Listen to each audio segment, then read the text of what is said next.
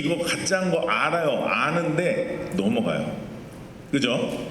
예, 꼭 저만 그런 것처럼 그렇게 저를 쳐다보시면, 예, 네, 저만 그런 걸로 해주시면 감사하겠습니다. 네, 저만 그러는 걸로. 여러분, 오늘 본문에 오늘 본문에 들어가면서 확실하게 드러나는 게 있습니다. 갈라디아서를 제가 지금 계속 1장부터 다루면서 사도 바울이 갈라디아 성도들을 향해 기록한 책이라는 걸 말씀을 드렸어요. 특히 다른 복음에 대한 문제 때문에 사도 바울이 이 갈라디아서를 작성을 했는데, 다른 복음을 전했던 거짓 교사들도 잘못이에요. 사실은 그들도 문제긴 하지만 이 편지는 갈라디아 교회의 성도들이 올바로 서 있지 못한 것에 대한 바울의 안타까움에서 시작하는 편지라는 거예요. 이게 1장에서 급속하게 성도들에 대한 교훈이 시작된다는 점에서 그런 사도 바울의 마음이 담겨졌다고 1장에서 말씀을 드렸는데, 오늘 3장에서도 아주 여실히 그 바울의 안타까운 마음이 드러납니다. 그래서 오늘 본문이 1절에 이렇게 시작합니다. 우리 1절 노란색만 같이 한번 읽어보도록 하겠습니다. 시작. 네, 지금 뭐 글자로 읽으시니까 이렇게 읽으시겠지만, 이게 만약에 눈앞에 있는 사람에게 하는 말이라면 어떻게 했을까요? 어떻게 하셨을 것 같으세요? 지금 한 것처럼 어리석도다 갈라디아 사람들아 이러셨을 거예요? 아니죠. 어리석도다 갈라디아 사람들아 이렇게 얘기를 했겠죠. 왜 이렇게 어리석어? 이렇게 얘기를 했을 거예요, 분명히. 여러분, 여기서 이 어리석다라는 이 바울의 선언의 의미, 이 단어는 헬라어로 아노에토스라는 말인데, 이 말의 뜻이 어리석다라는 뜻과 함께 미련하다라는 뜻이 있어요. 그런데 이 미련하다라는 뜻에 어떤 의미가 있냐면 이성을 사용하지 않았다, 이런 의미를 갖고 있어요. 그러니까 이성을 사용하지 않았다는 게 무슨 뜻이에요? 남자와 여자를 구별하지 않았다? 여러분, 이성을 사용하지 않았다 무슨 뜻이에요? 네, 지금 이 상황이랑 똑같아요. 이성을 사용하지 않았다, 아무 생각이 없다, 머리를 쓰지 않는다. 아니, 왜 물어보는데 대답을 안 하세요? 이성을 사용하지 않았다가 뭐라고요? 이것 봐, 지금도. 자, 뭐라고요? 아무 생각이 없다, 머리를 쓰지 않았다. 여러분, 믿음이 중요합니다. 아니에요? 여러분, 믿음이 중요합니다. 그런데 믿음도 생각해야 합니다. 여러분, 이것이 맞는지 틀리는지 생각하셔야 돼요. 이것이 하나님의 뜻인지 아닌지 생각하셔야 합니다. 여러분, 지금 제가 여러분 앞에 설교하지만 지금 주목사가 하는 말이 하나님이 말씀하신 하나님의 뜻에 맞는 건가 아닌가, 여러분 생각하면서 들으셔야 돼요. 여러분, 베레아 사람들도 사도 바울이 전하는 메시지를 상고했다고 했어요. 사도 바울이 말하니까 저 사람은 믿을만 하구나. 여러분, 그냥 듣지 않았어요. 그것이 정말 하나님의 뜻인가? 하나님의 말씀이 맞는가? 생각했어요. 여러분, 생각하지 않기 때문에 이단에 빠져요. 여러분, 우리는 알아요. 이단이 어떻게 이제 접근을 하는지 우리는 다 알아요. 그런데 이단에 넘어가요. 생각하지 않기 때문에 그래요. 오늘 갈라디아 성도들의 문제가 바로 이거예요. 이성을 사용하지 않았기 때문에. 그래서 오늘 사도 바울이 어리석은 자들아 라고 말하는 거예요. 어리석도다 말하는 거예요. 여러분, 왜 어리석냐고 말하느냐? 1절 후반절에 이렇게 나와 있습니다. 우리 다시 한번 1절, 우리 뒷부분에 있는 노란색을 같이 한번 읽어보겠습니다. 시작. 예수 그리스도께서 누가 너희를 꾀더냐? 여러분, 예수 그리스도께서 십자가에 못 박히신 것이 너희 눈앞에 밝히 보이는데, 선명하게 보이는데 왜 너희들이 꾀임에 넘어가냐라는 거예요. 여러분, 이 1절 마지막에 이 꾀더냐, 이 꾀임이라는 말이 헬라어의 뜻으로는 마술을 걸다, 홀이다, 악한 눈으로 응시하여 매혹시키다 라는 뜻으로 고대 주술적인 의미가 담겨진 단어예요. 그러니까 여기서 꾀다라는 말에는 상대방으로 하여금 그렇게 막 만들어 버린 거예요. 여러분, 문제는 이 거짓 교사들이 갈라디아 교회의 성도들을 실제로 주술을 일으켜서 그들을 꼬신 게 아니에요. 그런 건 아니지만 눈앞에 십자가의 복음이 선명히 보임에도 불구하고, 그것이 그들에게 그려짐에도 불구하고 이것을 망각하고 율법의 행위로 돌아서는 갈라디아 교회의 성도들의 상황이 마치 악한 영적인 세력에 의해서 판단이 마비돼서 주술적인 혼란에 빠진 것과 같은 상황임을 사도 바울이 표현하고 있는 거예요. 여러분, 정신이 멀쩡해도 이런 주술에 빠지면 정신 못 차리죠. 우리가 영화나 드라마 같은 데 보면 멀쩡해야 돼요. 이성적으로는 저러면 안 돼요. 그런데 그런 행동이 돼요. 오늘 갈라디아 교회 성도들이 거짓 교사의 다른 복음에 빠진 것이 바로 그런 상태라는 것을 말하는 거예요. 여러분, 그런데 여기서 저는 말씀 묵상하다가 그런 생각이 든 거예요. 여러분, 이게 참 궁금한 거죠. 아니, 대체 왜 이런 미련한 행동과 그런 결과를 만들어내냐는 거예요. 여러분, 알잖아요. 아는데 왜 이런 결과가 나왔냐는 거죠. 갈라디아 성도들이 분명히 사도 바울로부터 바른 복음을 들었어요. 그것을 배웠어요. 그런데 율법으로 돌아가려는 거짓 선생의 이 거짓된 가르침, 왜 이것을 받아들이고 왜 그쪽으로 돌아서려고 했냐는 거죠. 속지 않아도 될 텐데 말이죠. 여러분, 저는 이것을 세 가지 정도의 이유로 보는데, 첫 번째는 무엇이냐면 그들에게 영적인 불안정성, 다시 말하면 믿음의 연약함과 도덕적인 불안감 때문에 그랬다라는 거예요. 여러분, 갈라디아 교회 성도들은 대부분 이전에는 우상숭배 그리고 신비한 종교를 신봉하던 이방인들이었어요. 그런데 그들이 그리스도께 나아옴으로써 그런 영적인 상태로부터 자유를 얻었어요. 하지만 동시에 도덕적인 불안도 나왔어요. 무슨 얘기냐면, 정말 은혜로 구원받는 건가? 내가 믿는 예전 신은 내가 뭘 해야만 나에게 뭘 줬는데, 지금 이제 내가 믿게 된 하나님이라는 존재가, 예수 그리스도라는 분이 정말 내가 아무것도 하지 않아도 정말 나를 책임지는 건가? 그러니 뭔가를 하지 않는다는 것에 대한 도덕적인 부담감이 있었다는 거죠. 여러분, 은혜는 추상적이고 주관적이죠. 여러분 보세요. 똑같이 말씀을 듣지만 누구는 은혜 받았다고 말하고요, 누구는 아무 생각 없이 돌아가요. 여러분, 은혜는 주관적이에요. 추상적이에요. 보이지 않아요. 그래서 지금도 이 시간 누가 은혜 받고 있는지 보여요, 안 보여요? 주님. 여러분, 보여요, 안 보여요? 안 보여요. 네, 여러분, 그런데 율법은 구체적이에요. 객관적이에요. 눈에 보이죠. 카톨릭처럼 자 이제 일어나세요, 자 앉으세요, 자 이제 뭐 하는 거예요, 이런 순서들. 여러분, 율법은 구체적이에요. 객관적이에요.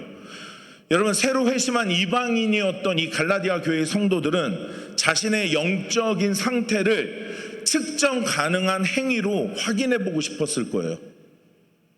사실 이런 모습은 오늘날 우리도 똑같죠. 여러분, 감사와 하나님에 대한 사랑의 반응으로 헌신하는 게 아니라 나를 보여주고 내가 소속된 조직을 보여주고 드러내기 위해 헌신하고 수고하고, 여러분, 그래서 그것이 마치 나와 내가 소속된 조직, 여기가 믿음이 성숙한 것처럼 보이려는 시도. 여러분, 이것이 여전히 교회 안에 존재합니다. 여러분, 인간은 자신의 노력이나 도덕적인 성취를 통해 하나님 앞에서 인정받고 싶어하는 본성이 있어요. 무의식적으로 율법의 행위로 돌아가려는 전적인 부패의 상태가 바로 우리 모습인데, 하나님의 은혜는 이 욕구를 완전히 거부한다고 종교 개혁자였던 칼빈과 루터는 이야기를 했습니다.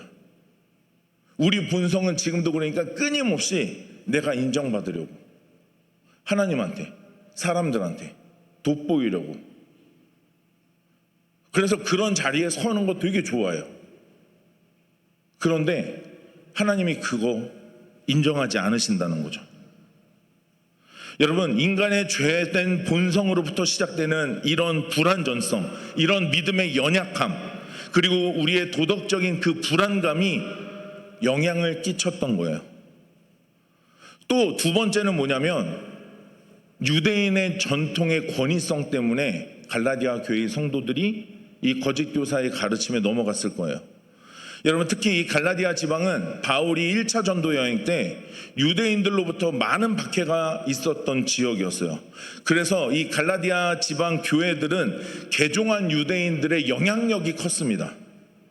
그러니까 그 개종했던 유대인들이 갈라디아 교회의 성도들에게 영향을 끼쳤던 거죠. 뭐라고 했냐면 이런 거예요. 12사도도 모두 유대인 출신이다. 그들도 다 할례를 받았고 어릴 때부터 다 율법을 배워서 자랐다. 그러니 너희들도 그런 사도들의 뒤를 따라가야 된다. 이런 율법주의를 사도의 전통으로 포장해서 정당화시켰을 거라는 거죠. 그러면서 복음만으로, 예수만으로 안 돼. 할례를 받아야 되는 거야. 율법을 지켜야 하나님이 너희를 구원하시지. 마지막으로 한 가지는 영적인 성장에 대한 욕구 때문에요. 뭐라고 가르친 거냐면, 바울이 가르친 은혜, 이 믿음만으로 받는 구원은 초보 단계. 여러분, 왜 그런 얘기 하는 분들이 있어요. 예수 믿으면서 방언도 못하면 기도 수준이 뭐 이렇게 바닥이다. 그러니까 믿음으로 받는 구원은 초보 단계고, 이것과 더불어 율법을 지키고 할례를 받아야 온전한 복음과 구원이 된다. 여러분, 그런데 이거를 갈라디아 교회의 성도들의 갈급함을 건드렸을 거라는 거죠. 영적인 성숙함을 이루고 싶어하는 인간의 본성을 건드리면서 그들을 꿰었을 거라는 거죠. 여러분, 이런 이유로 거짓 교사들이 다른 복음으로 갈라디아 교회의 성도들에게 영향을 끼칠 수 있었을 거라는 거예요. 여러분, 그러니까 오늘 갈라디아 교회의 성도들은 율법으로 이 돌아간 것이 영적인 퇴보가 아니라 영적인 자기 기만인 거예요. 그러니까 자기 자신을 속이는 거죠. 복음을 들었어요. 십자가를 봐요. 은혜를 배웠어요.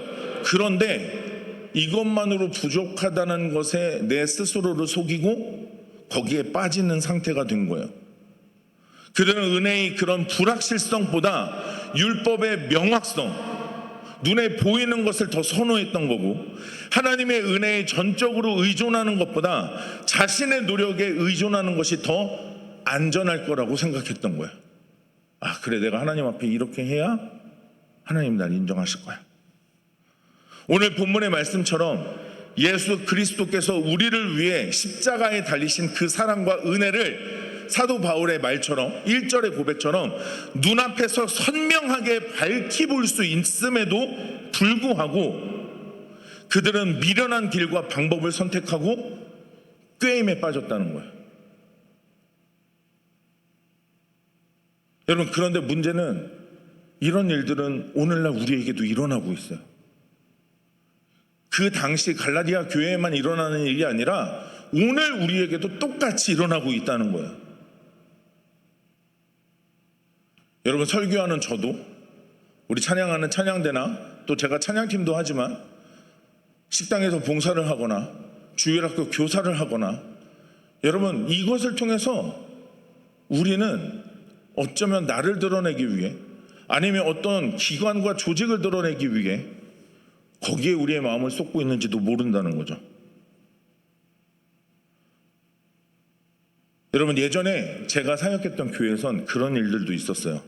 여러분, 이제 우리 교회도 부흥회를 할 텐데, 부흥회를 우리가 이제 4일을 해요. 4일을 하든 5일을 하든. 여러분, 부흥회의 가장 클라이막스는 언제일까요? 부흥회의 가장 클라이막스, 첫날부터 넷째 날 중에 언제가 가장 클라이막스일까요? 넷째 날. 맞아요. 마지막 날. 찬양대가 자기네들이 넷째 날 하겠다고, 마지막 날 하겠다고 싸워요. 마지막 날 해야 뭘 보여주잖아요. 그런 교회도 있었어요. 그럼 찬양하는 이유가 뭐냐는 거지. 여러분, 2000년 전에 갈라디아 교회 이야기가 아니에요. 오늘날 우리들에게도 동일하게 일어나고 있는 거죠. 여러분, 이 문제에 대해서 사도 바울은 갈라디아 교인들이 경험했던 성령의 임재, 갈라디아 교인들이 성령을 경험했어요. 그것을 객관적인 증거로 제시하면서 논증을 시작합니다. 오늘 본문 2절과 3절을 한번 보세요. 자, 2절을 보시면 이렇게 시작해요. 내가 너희에게 다만 이것을 알려 하노니, 이게 무슨 얘기냐면 쉽게 표현하면 이거예요. 야, 내가 너네한테 한 가지 물어볼게. 이런 말이에요 지금. 자, 내가 너네한테 질문 하나 할 거야. 내가 이거 확인 한번 해볼게 라고 하면서 뭐라고 이야기하냐면, 너희가 성령을 받은 것이 율법의 행위로냐 혹은 듣고 믿음으로냐 묻고 있는 거야. 야, 내가 니네 한번 확인해 볼게. 니네 대답해봐. 니네가 성령을 받은 게 율법의 행위야 아니면 듣고 믿음에서야? 이렇게 묻고 있는 거예요. 여러분, 3절에 그러면서 사도 바울이 이렇게 이야기를 합니다. 우리 3절은 같이 한번 읽어보겠습니다. 시작.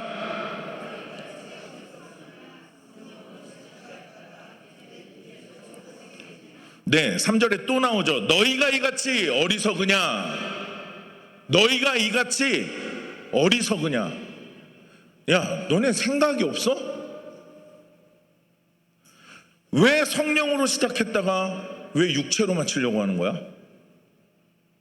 라고 이야기를 하는 거예요. 여러분, 5절도 보세요. 이렇게 말씀해요. 우리 5절도 같이 한번 읽어보겠습니다. 시작. 너희에게 성령을 주시고 너희 가운데서 능력을 행하시는 이의 일이 율법의 행위에서냐 혹은 듣고 믿음에서냐. 하나님이 너희에게 성령을 주시고 능력을 행하시는 이의 그 일, 이 일이 뭐예요? 너희들을 구원하신 일, 예수 그리스도를 통해 너희를 자유롭게 하신 일, 그 일이 너희들에게 베푸신 그 하나님의 은혜가 너희의 율법의 행위에서야 아니면 듣고 믿음에서야 묻고 있는 거예요. 여러분, 사도 바울은 성령은 율법의 행위의 결과가 아니라 오늘 지금 읽은 말씀처럼 그리스도의 복음을 듣고 믿음으로 말미암아 받은 하나님의 선물이라는 것을 지금 다시 한번 이야기하는 거예요.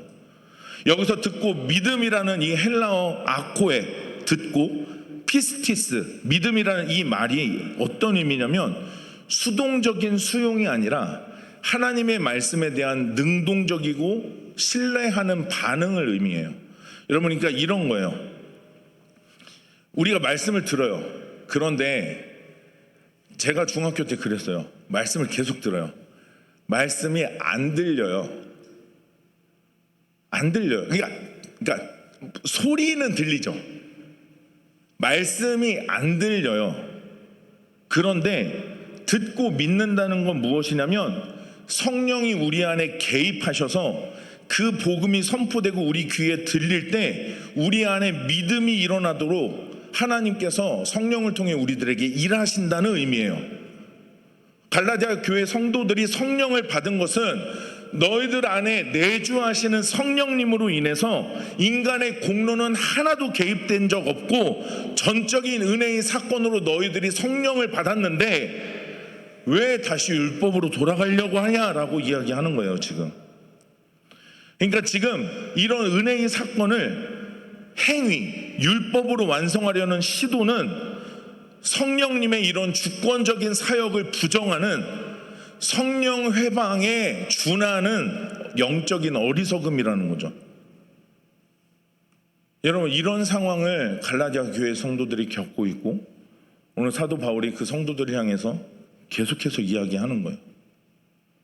여러분, 그런데 이 이야기를 풀어가는 바울의 이 논리가요, 이제 또 어쩔 수 없이 들어야만 해요. 왜냐하면 사도 바울은 오늘 본문에서 이 갈라디아 교회 성도들에게 너희들이 그러면 이 율법을 따라가려고 하면 너희들이 추종하고 싶어하는 그 유대인들, 그러면 그 유대인의 믿음의 조상을 한번 봐라 이거예요.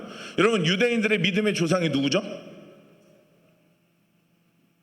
아무 생각 없으세요? 오늘은 생각하셔야 돼요. 여러분, 유대인들의 믿음의 조상이 누구예요? 예? 성경 퀴즈 내가 한번 하면 재밌겠어요, 우리 교회. 예. 유대인의 믿음의 조상은 누구? 아브라함. 아브라함의 이야기를 통해서 사도 바울이 이 문제의 논지를 풀어가요. 자, 한번 말씀을 좀 살펴볼게요. 6절부터 7절을 보시면 바울이 이렇게 말합니다. 먼저 6절 같이 한번 읽어볼게요. 시작. 아브라함이 하나님을 믿음에 그것을 그에게 의로 정하셨다 함과 같으니라. 아브라함이 하나님을 어떻게 했대요? 어떻게 했대요? 어떻게 했대요? 어려우세요? 네, 좀 크게. 어떻게 했대요? 네, 믿었어요. 그 믿음을 하나님이 그의 무엇으로 여기셨어요? 의로움으로 여기셨어요. 그러면서 오늘 사도 바울은 그것을 가지고 7절에 이렇게 말합니다. 우리 7절을 한번 크게 지금처럼 읽어보겠습니다. 시작. 그런즉 믿음으로 말미암은 자들은 아브라함의 자손인 줄 알지어다. 누가 아브라함의 자손이래요? 믿음으로 말미암은 자. 유대인이 아니고 믿음으로 말미암은 자. 여러분, 이미 하나님은 이때부터 이스라엘뿐만 아니라 온 세상을 향한 구원의 계획을 가지고 계셨던 거예요. 그 계획을 아브라함으로부터 시작하셔서 지금까지, 그리고 오늘에 이르기까지 이르게 하신 거라는 거예요. 여러분, 그러면서 8절과 9절에 이어서 사도 바울은 계속해서 이야기합니다. 우리 8절을 먼저 한번 같이 읽어보겠습니다. 8절 시작. 또 하나님이 이방을 믿음으로 말미암아 의로 정하실 것을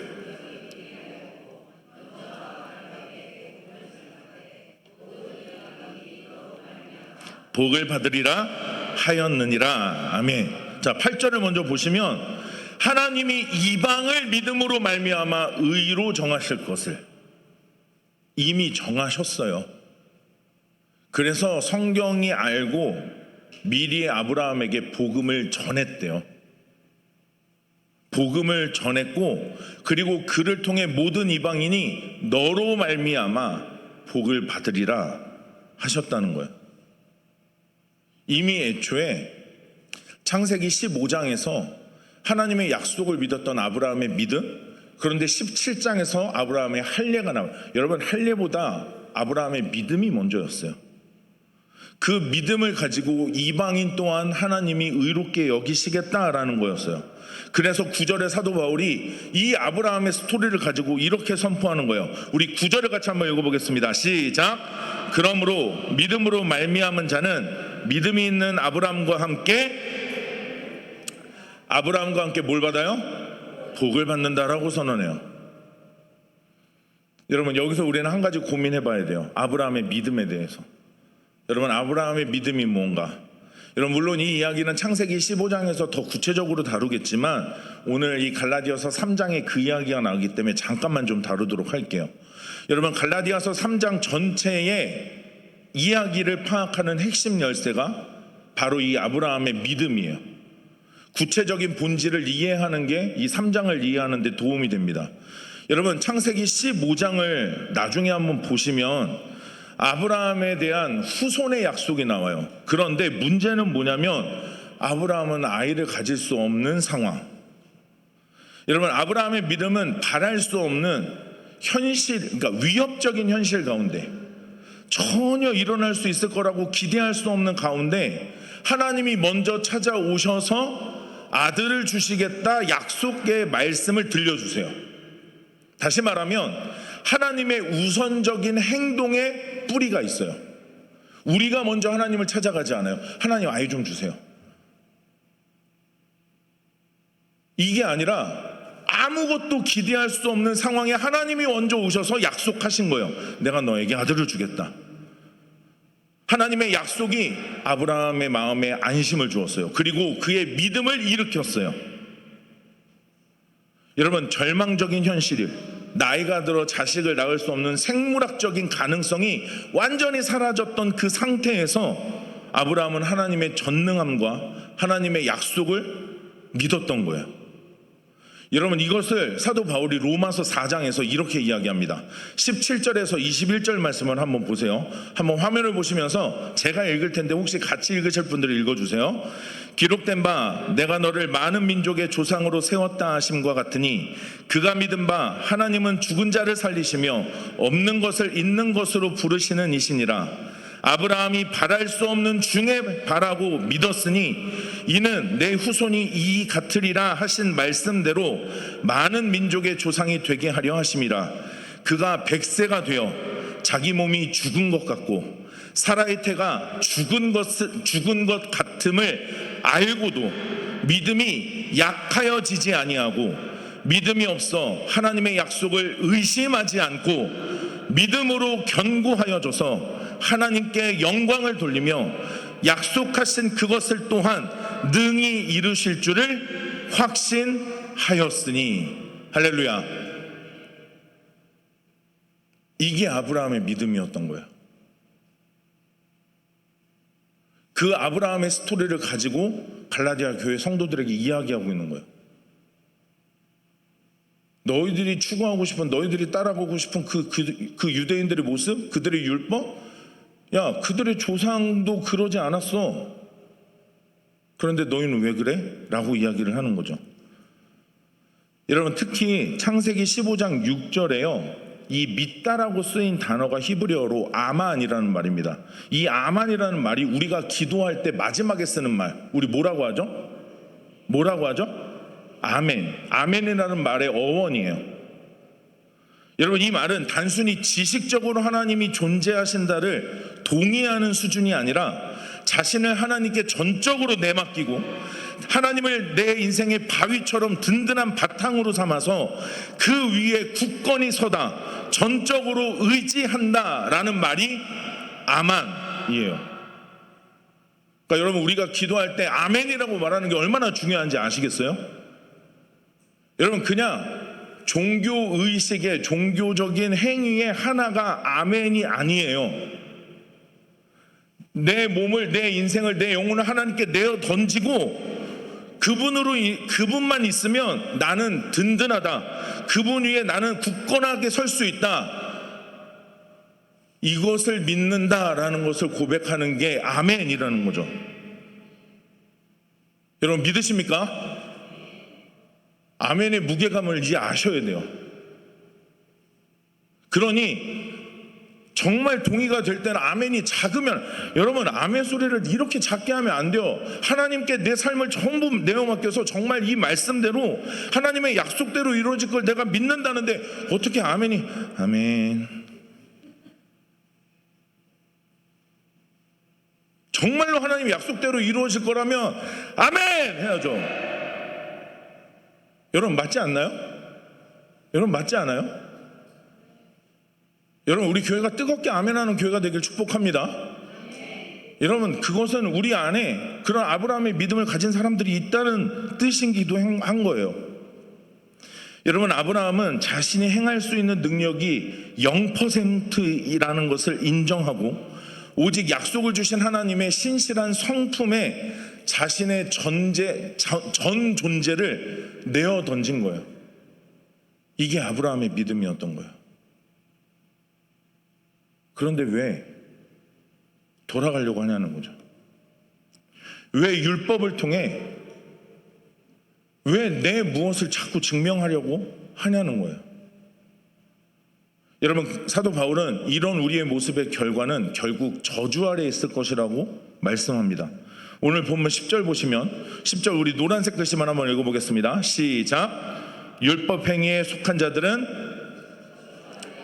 네, 다시 한번 시작. 율법 행위에 속한 자들은, 네, 여러분, 율법 행위에 속해서 저주 아래 있는 상태에서는 새로운 생명이 있을 수 없어요. 그러니까 신앙생활에 여러분, 우리가 잘 생각해야 돼요. 여러분, 회색은 존재하지 않아요.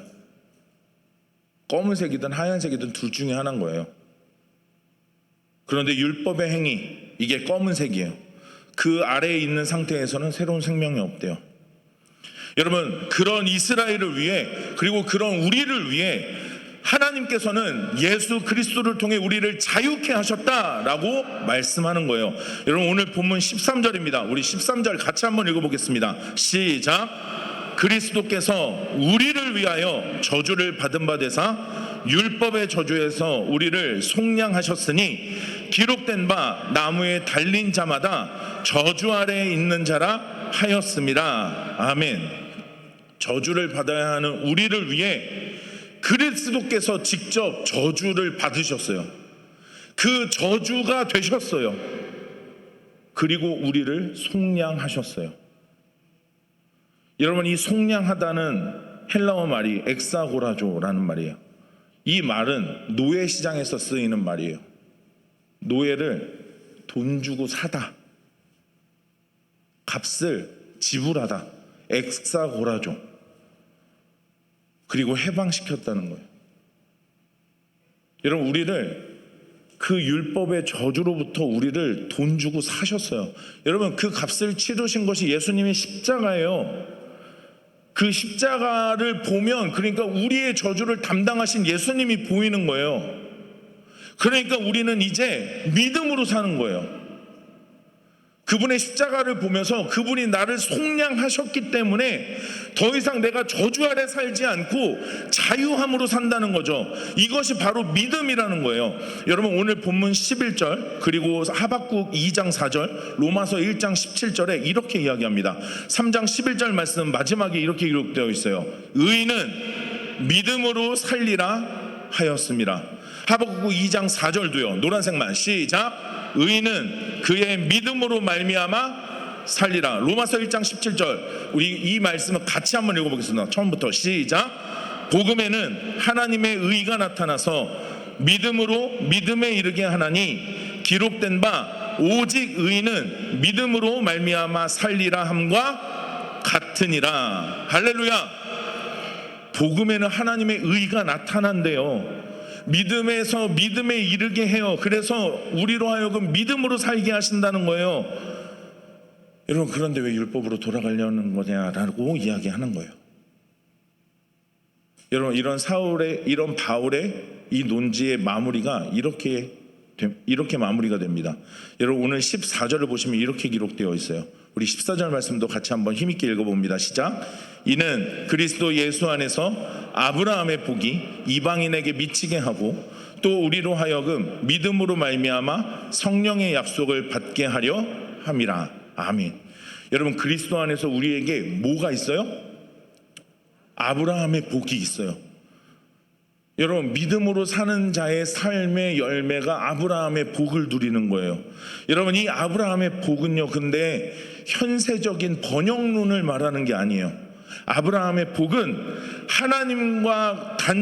하나님과의 그 단절된 관계, 그리고 정죄로부터 예수 그리스도를 통해 해방돼서 하나님의 자녀가 됨을 뜻하는 거예요. 그리고 성령을 통해서 하나님과 인격적으로 우리는 동행하면서 참된 영적인 자유와 구원을 누리게 되는 것, 이게 아브라함의 복이에요. 뭐 아브라함처럼 뭐 무슨 가축이 늘어나고 애들이 늘어나고 뭐 이런 의미가 아니라는 거예요. 여러분, 그런데 이 복은 거기에서 끝나지 않아요. 아브라함을 통해서 지상의 모든 민족, 혈통적인 유대인의 울타리를 넘어서 오직 믿음으로 이방인에게까지 구원의 문이 열리게 되는 것, 여러분, 이게 아브라함의 복이에요. 여러분, 아브라함의 복은 그러니까 나도 회복되지만 나를 통해 누군가도 회복되는 일인 거예요. 여러분, 그래서 아브라함의 복은 인간의 자아를 자랑하는 육체의 일로 돌아가지 않아요. 돌아갈 수 없어요. 매 순간 우리 안에서 사랑을 촉발시키시는 성령님의 주권에 나를 내어드릴 때 비로소 일상에서 실제적인 기쁨과 즐거움의 열매로 나타나게 되는 것, 이게 아브라함의 복인 거예요. 여러분, 절대로 다시 예전으로 우리는 돌아갈 수 없어요. 우리 안에 성령이 내주하신다면. 여러분, 오늘 말씀을 이제 마무리하려고 합니다. 여러분, 오늘 말씀이 우리에게 주는 교훈이 뭘까요? 저는 오늘 내용을 두 가지로 정리를 좀 해보려고 합니다. 세 가지로 말씀드려 볼게요. 첫 번째는 여러분, 우리의 신앙의 상태를 점검해 봐야 합니다. 여러분, 지금 나는 누구를 증명하고 있습니까? 여러분이 지금 서 있는 자리, 여러분이 하고 있는 일, 여러분 누굴 드러내고 계세요? 여러분, 정말 내가 봉사할 때 예수님이 드러나고 계세요? 여러분, 내가 헌신하는 그 자리에서 정말 예수님이 드러나요?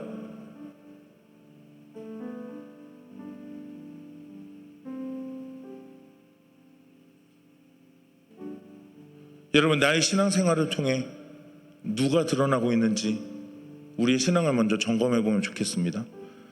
나의 종교적인 행위, 그게 봉사든 헌금이든 예배든 헌신이든, 여러분, 하나님의 은혜에 대한 감사 때문인지 아니면 하나님의 사랑을 얻기 위한 수단인지 여러분, 우리는 생각해 봐야 합니다. 여러분, 자연스럽게 우리의 대화가 달라지게 되어 있어요. 신앙의 대화를 나눌 때 인간의 노력을 통한 성취나 업적을 말하지 않아요. 그리스도께서 나에게 행하신 일과 그 은혜에 대한 나의 믿음을 간증하게 되어 있어요. 여러분, 왜 우리 소그룹 모임에 이런 일들이 일어나지 않는지 고민하셔야 돼요. 하나님을 자랑할 게 없다는 게 얼마나 불행한 인생인지. 여러분, 그런데 우리 눈앞에 그분의 십자가가 있다니까요. 나를 위해 피 흘리셨던 그분의 손과 발이 우리 눈에 보인다니까요. 그런데 왜 우리의 모임 가운데 자랑하는 하나님의 이야기와 그분의 영광이 없냐는 거죠. 두 번째는 성령의 충만을 새롭게 재조정하셔야 해요.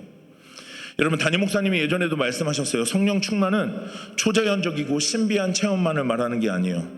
오히려 진짜 성령 충만이 뭐냐면 말씀 앞에 내 자아가 무릎 꿇리는 거예요. 내 자아가 꺾이는 거예요. 나를 십자가에 못 박고 오직 내 안에 사시는 그리스도께서 드러나게 하는 것, 여러분, 이게 진짜 성령 충만인 거예요. 사도 바울이 갈라디아서 2장 20절에 말했던 것처럼 나를 사랑하사 나를 위하여 자기 몸을 버리신 그리스도를 위하여 사는 것이라고 고백하는 것이 진짜 성령 충만이에요. 그래서 예수 그리스도께서 이루신 그 의로움을 신뢰하는 상태가 성령의 충만인 거예요. 마지막으로 예수를 믿는 것 때문에 받는 불이익을 실패로 보지 않고 오히려 그리스도의 십자가 고난에 참여하는, 그 고난조차 아브라함의 복의 일부로 수용하는 태도를 갖게 된다는 거예요. 여러분, 그리스도의 십자가를 바라보시길 축복합니다. 여러분, 우리 눈앞에 선명하게 있어요. 이게 안 보이세요? 그러면 기도하셔야 돼요. 그 은혜가 회복되길 위해. 제가 그래서 오늘 말씀의 제목을 그렇게 정한 거예요. 이게 안 보여? 나를 위해 피 흘리셨던 그분의 은혜, 그 십자가가 우리 마음속에 너무나도 선명해요. 그 흔적이 너무나도 선명해요. 여러분, 그분의 십자가를 바라보시면서 다시 한번 우리의 믿음과 신앙을 회복할 수 있는 우리가 되길 축복합니다. 여러분, 그 십자가를 바라보면서 오직 한 길로 믿음의 여정을 걸어가는 우리가 될 수 있기를 다시 한번 주님의 이름으로 축원합니다. 우리 오늘 말씀 붙들고